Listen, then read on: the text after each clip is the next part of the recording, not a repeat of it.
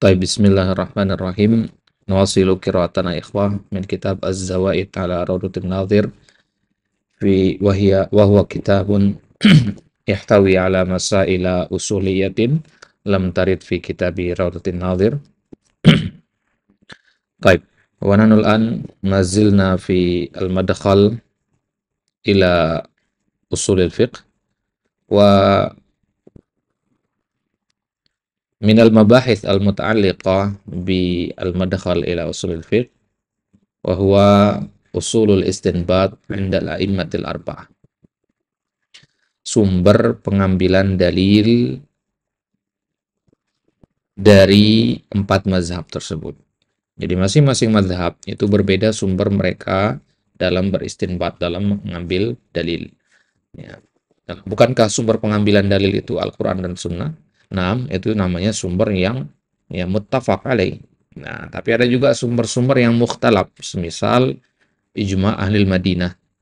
Nah, ijma' ahlil Madinah ini bisa nggak dijadikan sebagai sumber istinbat? Nah, gitu. Ya, menurut sebagian mazhab boleh, mazhab yang lain mengatakan enggak, gitu. Nah, jadi perlu kita tahu ya mazhab tertentu itu istinbatnya dari mana, gitu ya. Nah, mazhab Syafi'i itu ngambil dalilnya dari mana dan sebagainya. Ini penting sekali sebelum kita mulai mengkaji kitab-kitab ushul fikih agar kita tahu dari mana mereka mengambil dalil. Maka jika ada pertentangan antara satu sumber dalil dengan sumber yang lain, misalkan dalam mazhab Hanafi mereka menganggap bahwasanya kias itu bagian dari sumber dalil. Ya. Kemudian mereka juga menganggap aqwalus sahabah sebagai sumber dalil. Akan tetapi kalau terjadi pertentangan antara kias dengan aqwalus sahabah, ya mereka kedepankan aqwalus sahabah. Kenapa? Karena dalam urutan sumber pengambilan dalil mereka, aqwalus sahabah dulu, baru al-qiyas, gitu. Nah, sekarang kita akan lihat apa yang dimaksud dengan usulul istinbat, sumber pengambilan dalil, dan apa saja sumber pengambilan dalil dari masing-masing mazhab. Baik.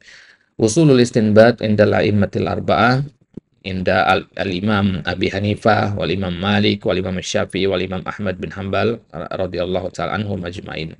Usulul istinbat inda al-a'immatil arba'ah bainaha qadrun kabirun minal ishtiraq wa ti'dadun usulil a'immah wa hasruha qama bihi atba'ul madhahib al-arba'ah khairu qiyam. Fakutubul usuli wal qawaid al-fiqhiyah wa tarikhul ulum wa tabaqat wal madakhil al-fiqhiyah khairu syahidin ala dhalik. Walaysa al-muradu bihadhil mas'alah tahqiqu tilkal usuli wa bayanu dawabitiha wa syawahidiha idh ma'a wu'urati hadzal qadri wa su'ubati maslakihi fa innahu yastad'i tatwilan la yunasibu hadzal ta'lif al-mukhtasar walakin yuktafa huna bil isyarah ila ahammi ma'alimi usul istinbat indal a'immatil arba'ah. Intinya adalah bahwasanya ya usul istinbat dari 4 mazhab tersebut ya memiliki lebih banyak sisi kesamaan daripada sisi perbedaan, gitu. Ya, jadi bukan kita mengkotak-kotakkan di sini, tidak. Ya, jadi kita mengatakan oh ini lebih mengedepankan dalil yang ini daripada yang ini. Ya, memang faktanya seperti itu, tapi secara umum ya sumber pengambilan dalil keempat mazhab itu sama saja. Dan dalam kitab ini, ya kitab Zawaid ini kan memang bukan membahas poin ini secara meluas ya, sehingga di sini tidak akan dibahas secara lengkap tentang apa sih maksud dari usul istinbat itu. Ya, kenapa? Karena patokan dari usul istinbat itu juga patokan yang abu-abu sekali, relatif sekali. Kalau kita mengatakan dalam mazhab Abu Hanifah, mazhab Imam Abu Hanifah, ya usul istinbat mereka adalah kias. Buktinya ini. Nah, kemudian ada orang lain mengatakan enggak, bukan itu. Ya, buktinya ini dan ini. Jadi boleh kita membantah sumber pengambilan dalil. Maka apa yang akan kita bahas sekarang bisa jadi berbeda dengan yang dibahas di kitab-kitab yang lain nanti. Di kitab yang lain urutannya begini, ya, di sini beda lagi. Ya, itu lumrah. Karena apa? Karena itu tadi usul istinbat itu relatif, tergantung sudut pandang kita saja. Gitu. Baik, kita mulai dari usul istinbatnya mazhab Hanafi. Ya. Usul istinbat itu tentu kita harus ketahui dari imamnya. Maka dikatakan di sini usulul imam, bukan usulu al-mazhab al-Hanafi. Ya, dengan usulul imam Abi Hanifah artinya Imam Abu Hanifah yang merumuskan permasalahan ini atau merumuskan ya, sumber pengambilan dalil. Jadi imam yang 4 tuh pernah ditanya sama muridnya, Imam Abu Hanifah, ya. Imam Abu Hanifah itu pernah ditanya oleh ya Sufyan ats-Tsauri, ya. Pernah ditanya ya afwan, ada seorang bertanya kepada Sufyan ats-Tsauri tentang mazhabnya Imam Abu Hanifah. Boleh nggak diambil ya ucapannya Imam Abu Hanifah gitu. Maka kata Sufyan ats-Tsauri, ya, ya bahwasanya Imam Abu Hanifah itu, ya, Imam Abu Hanifah itu mengambil sumber hukumnya itu dari Al-Quran, dari Sunnah dan sebagainya. Jadi berarti boleh diambil ucapannya Imam Abu Hanifah gitu. Baik. Nah, sebagaimana disebutkan dalam kitab Tarikhul Baghdad atau di kitab Akhbar Abi Hanifah wa Ashabihi, di situ disebutkan bahwasanya ya ada seorang yang mendatangi ya, Sufyan ats-Tsauri dan bertanya tentang mazhabnya Abu Hanifah, kemudian beliau menjawab ya dengan ucapan Imam Abu Hanifah, bayanal imam rahimahullah usul al-istidlal wa istinbat ladaihi bi qawlihi akhudhu bi kitabillah. Nah, itu dia. Berarti sumber pengambilan dalil beliau yang pertama adalah Al-Qur'an. Ya, fama lam ajid fa bi sunnati Rasulillah. Ya, sallallahu alaihi wasallam. Ya, kalau tidak ada maka beliau mengambil kepada sunnah. Ini sumber yang kedua berarti. Wa ma lam ajid fi kitabillah wala fi sunnati Rasulillah sallallahu alaihi wasallam akhadtu bi qauli ashabihi. Ya, ini yang ketiga, yang ketiga itu qaulu al-ashab.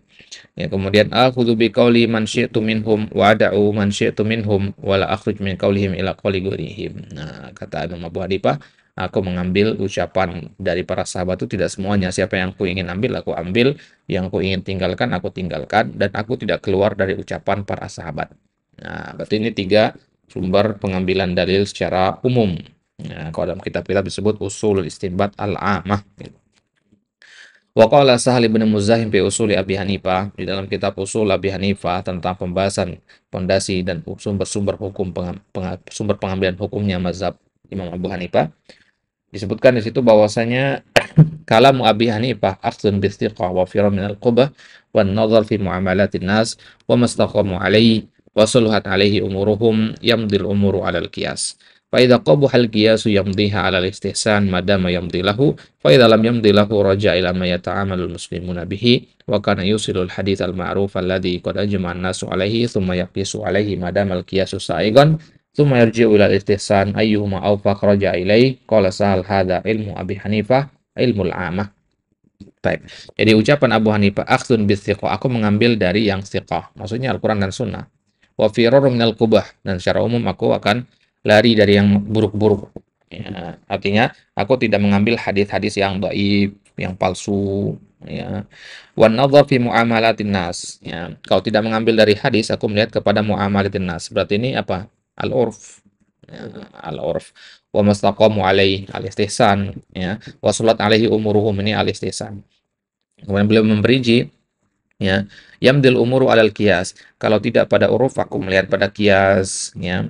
Ya, aku mengambil dari al-qiyas, kemudian aku mengambil juga dari al-istihsan, ya. Apa yang dianggap baik oleh manusia itu istihsan. Nah, kemudian ijma yang diambil sama Imam Abu Hanifah. Kemudian beliau apa namanya? Melihat mana dari sumber-sumber tadi yang lebih dekat kepada kebenaran, kemudian berijtihad mengambil yang itu. Nah, ya. Kemudian Sahal bin Muzahim mengatakan, hadza ilmu Abi Hanifah ilmul amah. Nah, dari dua riwayat ini, perinciannya antum bisa temukan dalam kitab Manaqibnya Imam Abu Hanifah, ya. Ya. Dari dua asar ini bisa kita ringkas bahwasanya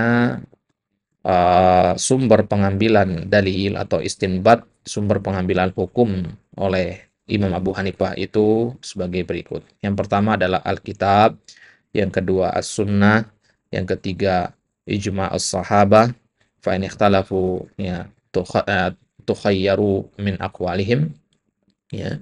Jadi sumber yang ketiga adalah ijma'nya para sahabat, bukan ijma' saja tapi ijma'nya para sahabat. Baru kemudian yang keempat al-qiyas, kemudian yang kelima ada al-istihsan. Ya, tambahkan di situ yang keenam al-urf, ya, al-urf.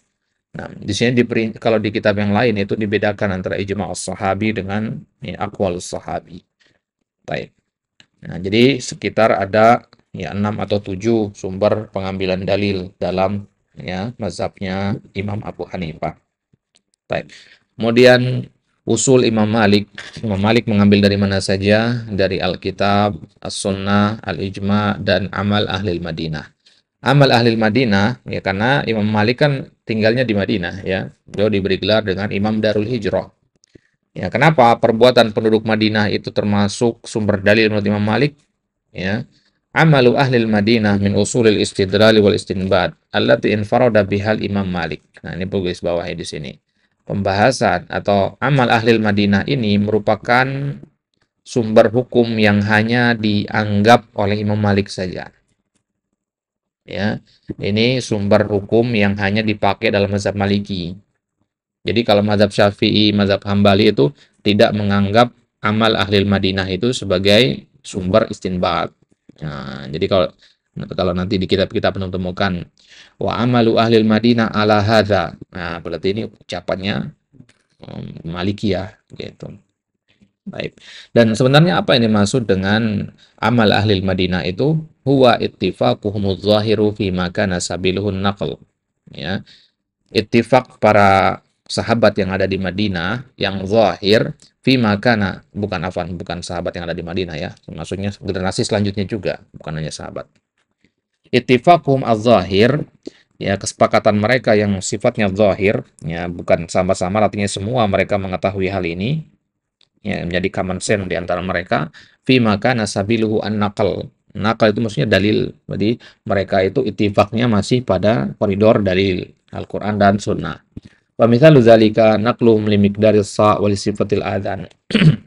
Misalnya ya, amal ahli Madinah itu pada penukilan mereka tentang takaran satu so' itu berapa. Maka kadar so' itu berapa-berapa itu beda-beda setiap mazhab. Dalam mazhab Maliki patokannya adalah kepada ya, tangannya penduduk Madinah. Kan satu so' itu kan 4 mud, 4 tangkupan tangan begini. Nah, tangan orang kan beda-beda tuh. Ya, tangan orang mana yang dipakai? Nah, kalau Imam Malik bilang tangannya penduduk Madinah gitu.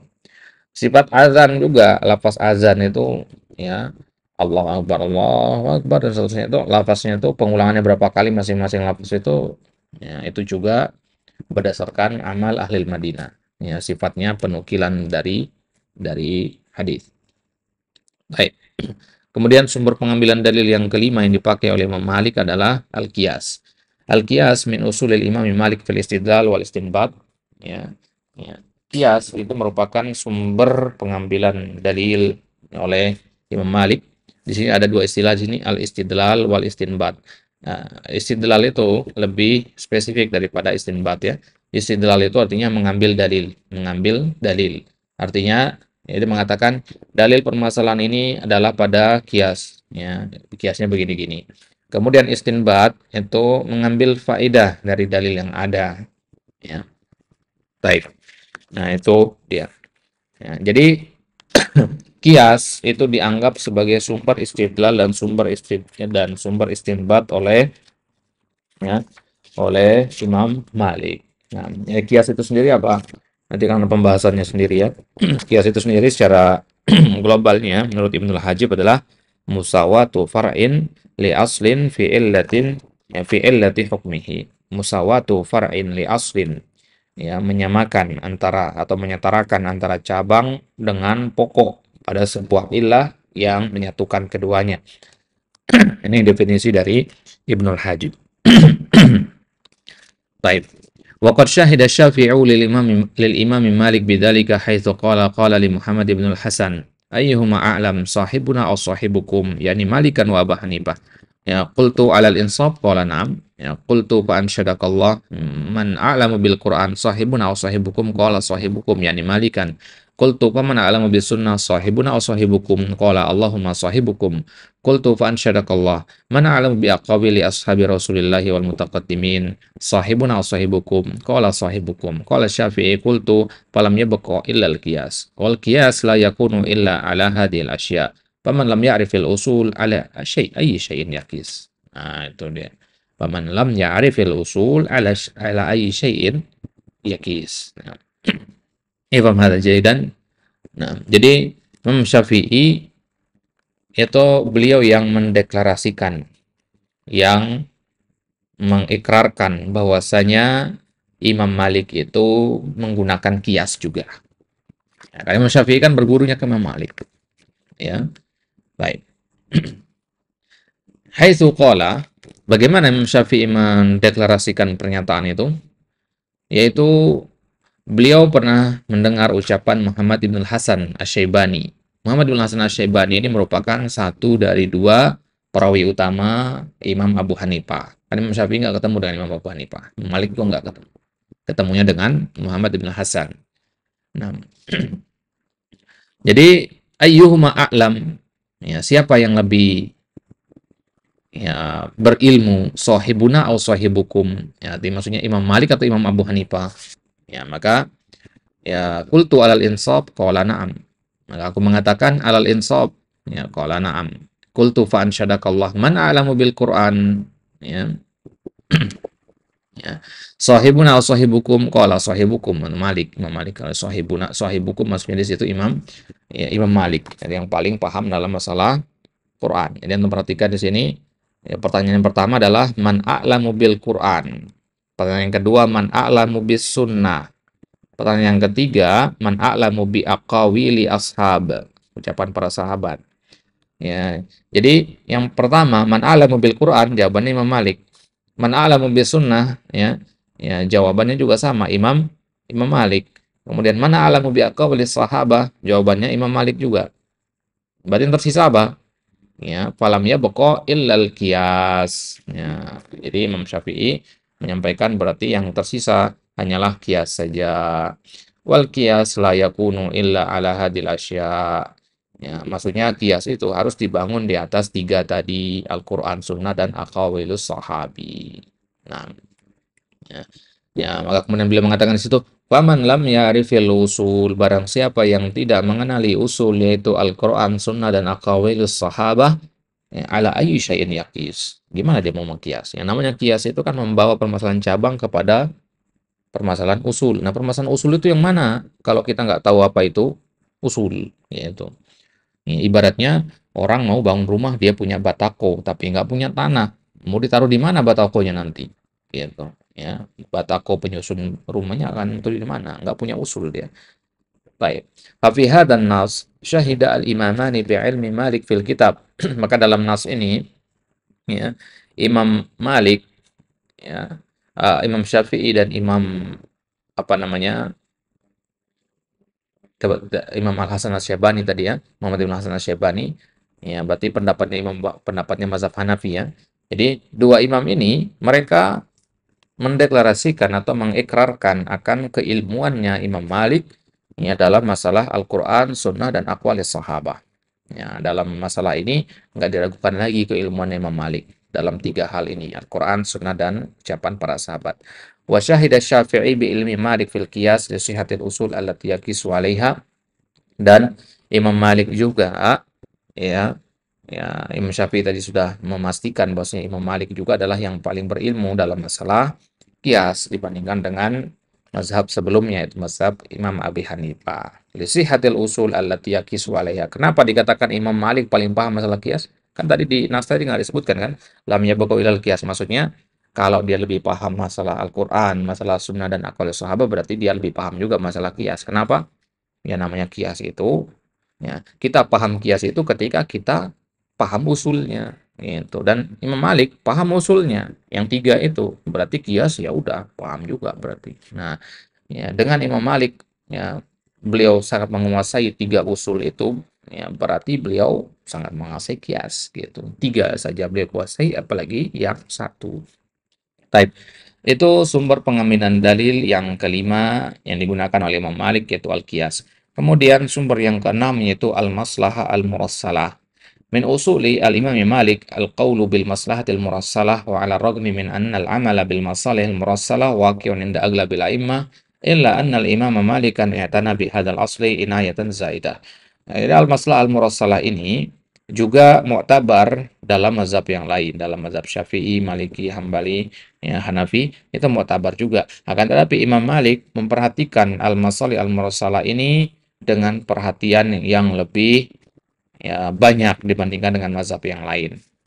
Jadi Imam Malik itu sangat menekankan al-masalih al-mursalah ini. Itu maksudnya. Ya, dibandingkan dengan mazhab yang lainnya. Nah, lantas sekarang apa yang dimaksud dengan al-masalih al-mursalah atau al-maslahah al-mursalah? Yang disampaikan di situ, allati atlaqaha asy-syari'u falam yarid an-nasu bi'tibariha awil man'i anha awil man'i minha. Itu sebuah permasalahan yang dibiarkan berbentuk mutlak oleh syariat.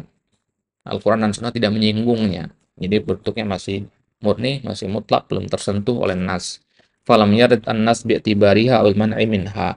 Nas tidak mengkonfirmasi keberadaannya, tidak juga meniadakan keberadaannya. Ya, jadi murni. Nah, ini ada namanya al-maslahah al-mursalah. Ya, Ibnu Daqiq al-Id menjelaskan tentang hazwa al-maslahah al-mursalah indal Imam Malik. Bagaimana kedudukan al-maslahah al-mursalah menurut Imam Malik? Ibnu Daqiq al-Id menyebutkan alladzi la syakka fihi anna li Malika tabjihan ala ghairihi minal fuqaha fi hadzal naum. Nah, ini tadi ucapan di atas ya. Bahwasanya tidak diragukan lagi bahwasanya Imam Malik itu sangat mengedepankan yang namanya al-maslahah al-mursalah jika dibandingkan dengan mazhab-mazhab yang lainnya. Jadi menurut Imam Malik ini penting sekali al-masalih al-mursalah ini. Nah,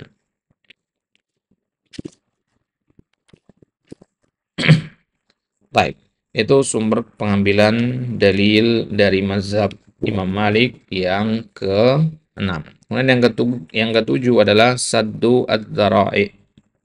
Ya, saddu adz-dzara'i.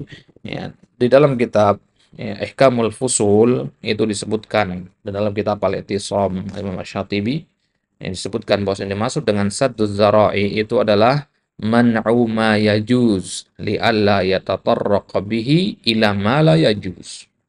Mencegah sesuatu yang boleh ya agar tidak tergelincir kepada sesuatu yang tidak boleh. Sesuatu ini boleh, tapi kita dilarang untuk melakukan sesuatu yang boleh ini. Kenapa? Karena sesuatu yang boleh ini bisa mengantarkan kepada sesuatu yang tidak boleh atau haram gitu. Ya. Chattingan WhatsApp, nah itu hukum asalnya boleh. Ya, tapi kalau chattingannya dengan lawan jenis, maka ini menjadi tidak boleh. Kenapa tidak boleh? Padahal kan hukum asalnya boleh-boleh aja. Karena itu akan mengantarkan kepada ya kepada perzinahan misalkan pacaran maksiat dan ujung-ujungnya nanti. Nah, maka syariat menutup hal itu. Itu namanya sadduz dzara'i atau sadduz dzari'ah. Ya, saddu itu sendiri yang menutup celah. Ya, menutup celah kepada hal-hal yang haram. Baik. Tapi dengan syarat kalau dia adalah pengantar kepada yang haram, gitu ya. Jadi, tadinya dia mubah, tapi kalau pengantar kepada yang haram, haram jadi. Gitu. Makanya masuk ke kaidah al-wasail laha ahkamul maqasid. Nah, jadi satu dzara'i menurut pandangannya Imam Malik itu merupakan salah satu dari usul istinbat. Nah, qala huna ya'tabirul Imam Malik saddu dzara'i aslan min usul istidlal wal istinbat ladai wa qad tawassa'a fil amali bi hadzal asal min ghairihi min al a'immah. Nah, ini beliau lebih cenderung menggunakan saddu dzara'i ini secara luas dalam kitab-kitab beliau. Nah, wasaddu dzara itu sendiri definisinya adalah man'ul mubahi idza kana wasilatan ilal fasad. Mencegah sesuatu yang mubah ya kalau dia menjadi pengantar kepada sesuatu yang haram gitu. Nah, hafalkan ada ini ya, dihafalkan ya. Begitu juga tadi definisi dari al-masalah mursalah tadi ya. Allati atlaqaha syari' falam yarid an-nas bi tibariha wal mana'i minha. Nah, qala al-Qarrafi, ya, Imam al-Qarrafi mengatakan, mata kana al-fi'lu as-salim 'anil mafsadati wasilatan ila al-mafsadati, mana'na min dzalikal fi'li wa huwa mazhabu Malik. Imam al-Qarrafi al-Maliki mengatakan bahwasanya sebuah perbuatan, kapanpun perbuatan tersebut selamat dari kerusakan, akan tetapi dia adalah pengantar kepada sebuah kerusakan yang lain. Dia perbuatan yang mubah, tapi karena dia menjadi pengantar kepada sebuah kerusakan, maka mana min dzalikal fi'l, maka kami melarang dari perbuatan tersebut dan ini adalah mazhabnya Imam Malik. Nah, jadi sudah terkonfirmasi berarti ya bahwasanya Imam Malik itu ya menggunakan ya saddud dzara'i dalam pengambilan hukumnya. Baik. Ya, berdasarkan ucapannya Imam Al-Qarrafi dalam kitab Tanqihul Fusul, Syarah Tanqihul Fusul. Baik. Ya, nanti di pembahasannya di kitab nanti insyaallah taala akan kita bahas itu, atau di kitab Zawaid ini juga ada nanti pembahasan tentang satu dzara'i, nanti kita akan bahas itu wasailul fasad, ya. Kapan sebuah perbuatan itu dikatakan pengantar kepada al-fasad, ya itu insyaallah nanti akan ada pembahasannya. Baik. Kemudian yang ketiga, ikhwah, adalah usul al-Imam Syafi'i. Ya, usul istinbad dan usul istidlalnya Imam Syafi'i. Bayan al-Imam rahimahullah, Imam Syafi'i sendiri menyebutkan, menjelaskan kepada kita usul istinbad, usul istidlal, istinbad beliau. Beliau mengatakan al-ittiba. Apa yang dimaksud dengan ittiba? Kata beliau, ittiba'u kitabin. Itu mengikuti Al-Quran. Ini sumber pengambilan dalil beliau yang pertama berarti. Fa illam yakun fasunnah, kalau tidak ada di dalam Al-Qur'an maka niat kepada sunnah. Fa illam takun fa qaulu amah man salafana la na'lamu lahu mukhalifan. Nah, kemudian yang kedua, yang ketiga apa? Kalau tidak ada dalam sunnah, maka ucapan umum dari para salafana, daripada orang-orang yang telah mendahului kita, maksudnya 3 generasi terbaik. Yang pertama, nah, la na'lamu mukhalifan, yang tidak kita ketahui ada yang menyelisihinya. Berarti maksudnya ijma di sini. Nah, berarti qaul amah di sini maksudnya ijma. Berarti ada sudah 3 sumber di sini, kitab, sunnah, dan ijma. Ya, kalau tidak ada ijma bagaimana? Fa illam yakun fa qiyas, maka barulah masuk ke qiyas. Ini ucapan beliau sendiri dalam kitab Nah, wa qala fi mawdi'in akhar, di kesempatan yang lain Imam Syafi'i mengatakan al ilmu tabaqatun syatta. Ini ucapan yang masyhur ya, dinukil dalam kitab-kitab beliau. Banyak untuk bukan ucapan ini. Ilmu itu bertingkat-tingkat kata beliau. Tingkatan yang pertama kata beliau adalah Alkitab, ya. Was sunnah idza sabatat as-sunnah, ya. Itu ilmu yang pertama, kitab dan sunnah, dengan syarat sunnahnya harus yang sahih. Kemudian yang kedua, ya, al-ijma fi ma laisa fihi kitabun wala sunnah. Yang ketiga, an yaqula ba'du ashabin Nabi sallallahu alaihi wasallam wa na'lamu lahum mukhalifan minhum. Ijma para sahabat yang tidak ada yang menyelisihinya. Nah, kemudian yang keempat, ikhtilaf ashabun Nabi fi dzalika. Ijma dan ikhtilafnya sekaligus. Jadi meskipun ikhtilaf, tapi tetap ini ikhtilafnya sahabat. Ini nggak langsung dibuang, gitu ya. Nah, kemudian yang kelima adalah al-qiyas itu sendiri. Wa min majmu'i hadaini an-nassaini nastakhlisu usulahu fi man yali. Dari dua asar tadi bisa kita ambil, ya, ringkasan bahwasanya sumber hukum yang dipakai oleh Imam Syafi'i adalah 5. Yang pertama Alkitab, yang kedua As-Sunnah, yang ketiga Al-Ijma, yang keempat Qaulus Sahabi, yang kelima Al-Qiyas. Nah, perhatikan urutannya itu ya. Kemudian yang keempat usul Al-Imam Ahmad, ya. Pondasi yang dipakai oleh Imam Ahmad dalam istidlal dan istinbatnya, ya, Imam Ahmad sendiri mengatakan usul yang pertama adalah Alkitab. Beliau mengatakan wa innamal amru fit taslimi wal intiha ila ma fi kitabillahi jalla wa ala. Kata beliau, dalam masalah taslim dan intiha itu kita harus kembali kepada Al-Qur'an. Taslim itu menerima. Intiha artinya ujung dari segala pembahasan itu harus ujungnya adalah kepada Al-Qur'an. Kita ngomong masalah cabang-cabang nih. Ya, kalau ditarik garis lurus harus sampai kepada Al-Qur'an kembalinya, gitu. Wa qala Ibnu Hani, ya, qila lahu, dikatakan kepada beliau, kepada Imam Ahmad, yakunu rajulu fi qaryatin fayus'al 'anis syai' alladhi fihi ikhtilaf fa qala yufti bima wafaqal kitab was sunnah. Jika ada seorang berada di sebuah kampung kemudian dia ditanya tentang sebuah permasalahan yang ada khilaf di dalam masalah itu, bagaimana dia menjawab? Ya, kalau kita pulang kampung kemudian ditanya sama orang dalam masalah khilafiyah, gimana kita menjawabnya? Maka kata beliau, yufti bima wafaqal kitab wa sunnah. Maka dia harus berfatwa dengan yang muwafiq bil kitab wa sunnah. Gitu. Baik. Berarti dari sini bisa kita ambil bahwasanya berarti Imam Ahmad itu menjadikan Al-Qur'an sebagai sumber yang pertama. Sumber yang kedua adalah As-Sunnah itu sendiri. Ya, sebagaimana disebutkan oleh, ya, riwayat Ibnu Hani tadi. Yufti bima wafaqal kitab wa sunnah. Wa kana rahimahullah yuqaddimul ahadits allati fiha dha'fun dha'afa ghairu wahid fiha dha'fun ghairu wahin ala ra'yi. Qala Abdullah sami'tu abi yaqulu al hadits ad-dha'ifu ahabbu ilaina min ar-ra'yi. Perhatikan. Jadi Imam Ahmad itu beliau memprioritaskan hadis-hadis yang dhaif, tapi dengan syarat ghairu wahin ala ra'yi. hadis yang ghairu wahin, yang ya dhaifnya nggak terlalu parah. Ala ro'i, itu lebih berprioritaskan daripada ro'i.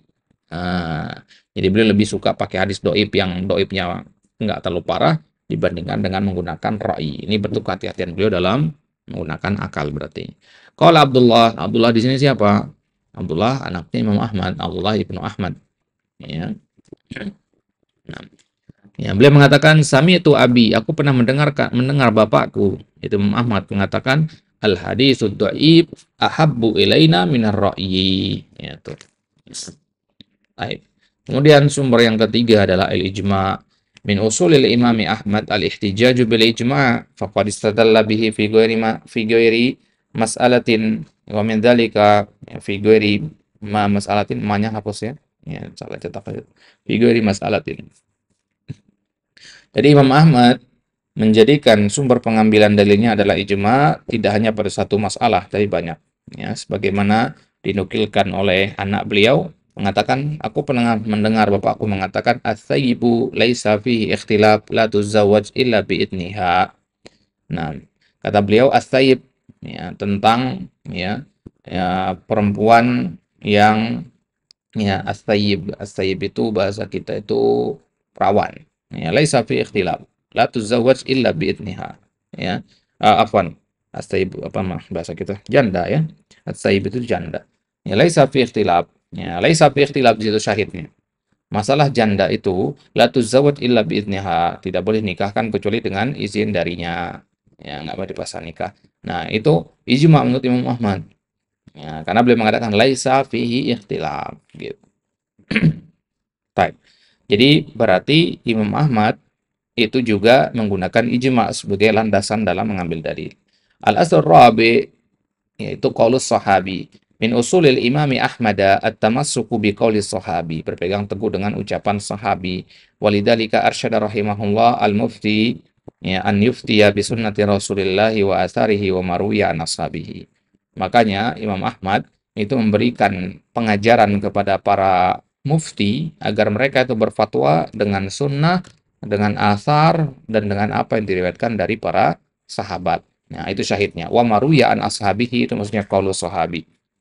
Qala al-Khallal mazhabu Abi Abdullah maksudnya Imam Ahmad idza sahha indahu an ahadin min ashabi Rasulillah syai' lam yujawizhu ila man ba'dahu minat tabi'in.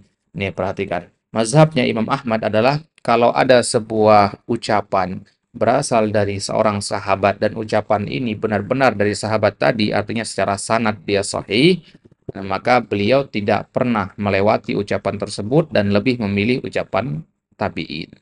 Ya, apa sih yang dipilih adalah ucapan si sahabat tadi. Kalau tentangan antara ucapan sahabat yang sahih dengan ucapan para tabi'in, beliau mengambil ucapan sahabat.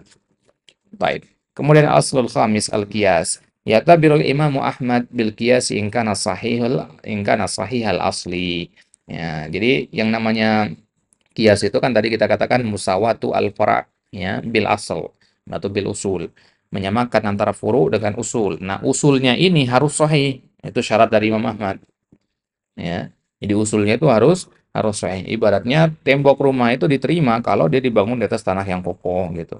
Qala al-Athram sami'tu Abu Abdullah Ahmad bin Hanbal yaqul innama huwa sunnah wal ittiba wa innamal qiyas an yaqisa ala aslin. Ya, qiyas itu adalah kita mengembalikan kepada usul. Amma an taji'a ilal asli fatahdimuhu thumma taqulu hadza qiyas fa al ayyi syai'in kana hadzal qiyas. Nah, itu dia. Ya. Kalau kita datang dengan sebuah ucapan fara ini kasus fara ini ya kita coba bawa kepada asal fatahdimuhu malah kasus ini malah merusak si asal tadi maka ini bukan kias namanya. Kenapa?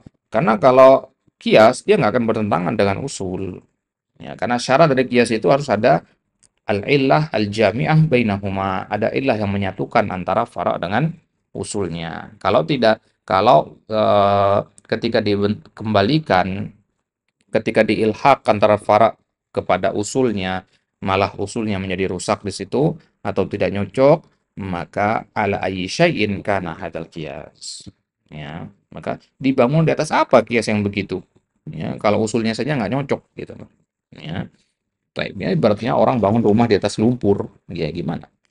Ya. Al-aslu sadis al-istishab. Apa itu al-istishab? Ya, dikatakan di sini al-istishabu minal usul al-mu'tabarah indal Imam Ahmad. Al-istishab atau dikatakan dengan lain namanya ya, al-bara'ah al-asliyah ya. Al-bara'ah al-asliyah. Nanti istishab itu ada dua nanti ada namanya istishab al-adamil asli, ada namanya istishab al-hukmu syar'i. Nah, nanti ada pembahasan tersendirinya.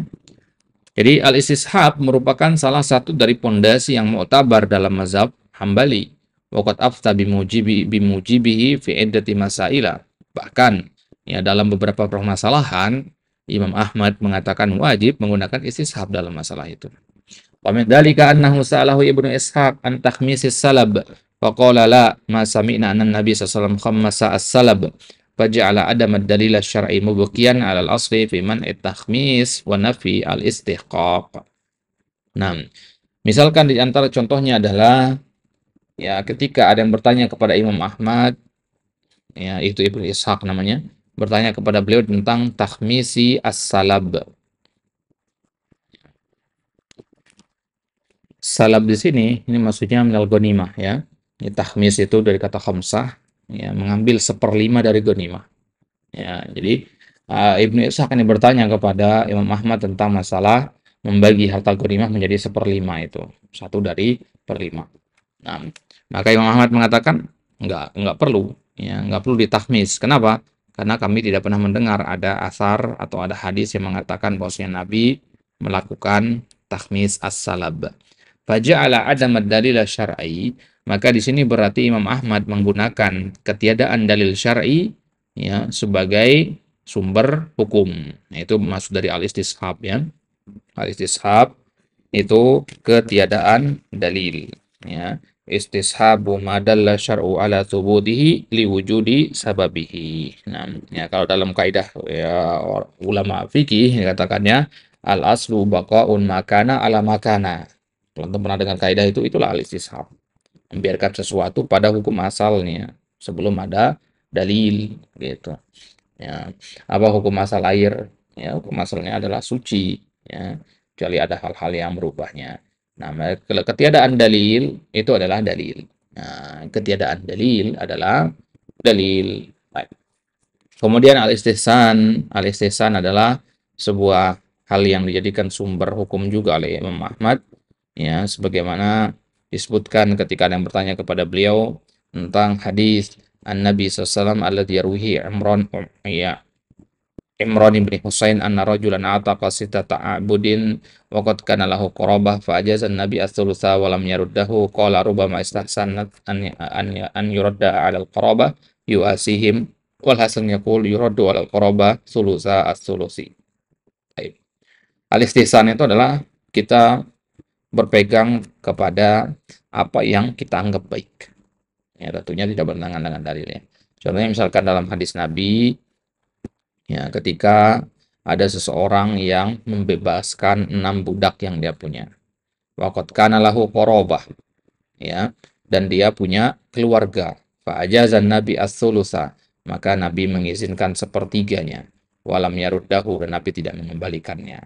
Ya, rubbama istahsanat an yarudda 'alal qarabah yu'asihim wal hasan yaqul yuraddu 'alal qarabah sulusa as-sulus. Nah, intinya adalah apa yang dianggap baik secara akal maka itulah yang dijadikan sebagai patokan. Nah, ya, Imam Malik sendiri mengatakan dalam fatwanya bahwasanya al-istihsan Imam Ahmad ya mengatakan bahwasanya istihsan itu adalah al-qaul bi aqwa ad-dalilain.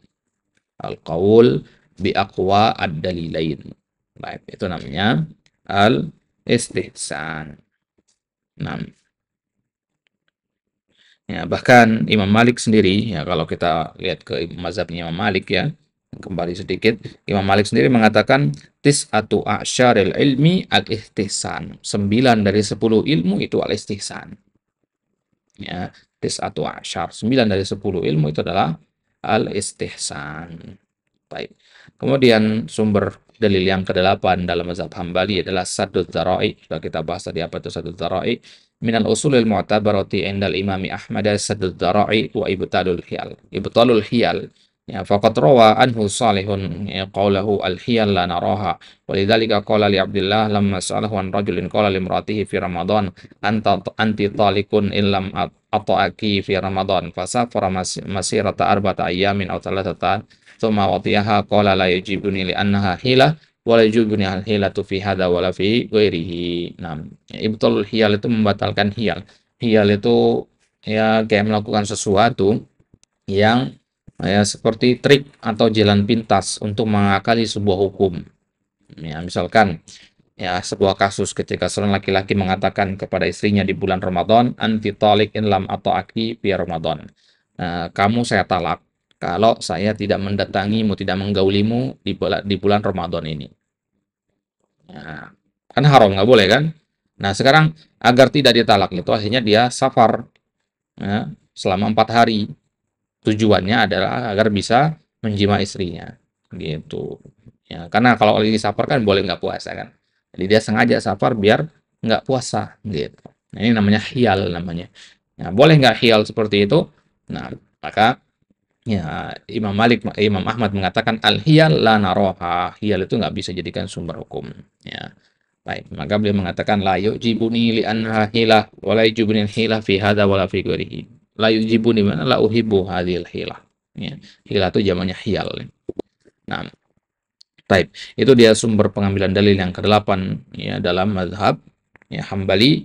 Wa yadhharu fi khitami hadhil mas'alah anna usul al-istinbat al-kubra muttafaqatun baina a'immati al-madzhab al-arba'ah. Ya, maka dari sini bisa kita simpulkan kesamaan sumber ya usul istinbat al-kubra ya. Ya, kesamaan sumber hukum artinya sumber hukum yang muttafaq yang disepakati ya, oleh keempat mazhab itu ada Al-Qur'an, ada sunnah, ada ijma', ada qiyas. Jadi keempat sumber ini ada dalam keempat mazhab gitu. Yang lain itu tambahan. Berarti yang lain itulah yang namanya mukhtalaf.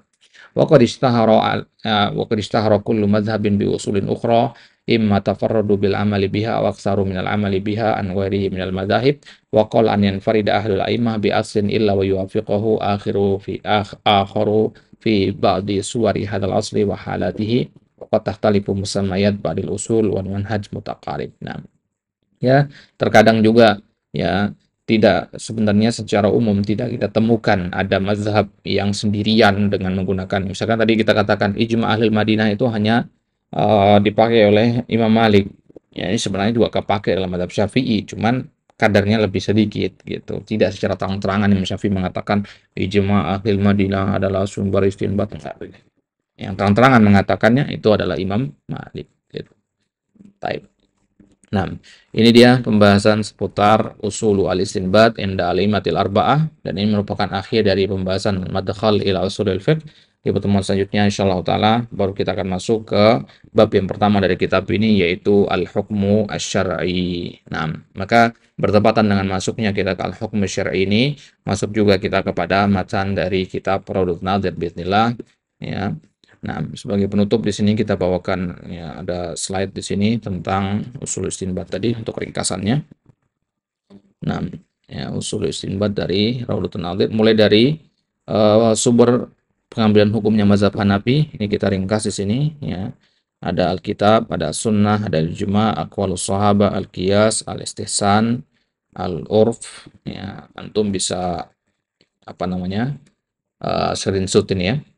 Nah, kemudian mazhab Maliki itu ada 11 sumber, Alkitab, As-Sunnah, Al-Ijma', Al-Qiyas, ya, amal ahli Madinah, qaulus sahabi, syar'u man qablana, nah ini yang tidak disebutkan tadi. Kemudian ada Al-Masalih Al-Murassalah, Al-Istihsan, Saddul Dzara'i dan Al-Istishab. Baik, ya silakan di screenshot. Ya, kemudian ya, mazhab Syafi'i itu ada 5, Alkitab, As-Sunnah, Al-Ijma', aqwalus sahabat dan Al-Qiyas. Kemudian mazhab Hambali ada 8, ya An-Nas yaitu maksudnya Al-Qur'an dan Sunnah, kemudian Al-Ijma', ya fatwa sahabat, Al-Hadits Al-Mursal, nah itu yang tidak disebutkan tadi. Ada Al-Qiyas, ada Al-Istihsan, ada Al-Istishab dan yang terakhir ada Saddud Dzara'i. Nah, ini dia ya sumber-sumber pengambilan hukum dalam 4 mazhab yang ada. Ya, insyaallah taala nuwasil fil liqa'i al-qadim bismillah wa sallallahu ala nabiyina Muhammadin wa ala alihi washabihi wasallam wa akhiru da'wana alhamdulillahi rabbil alamin.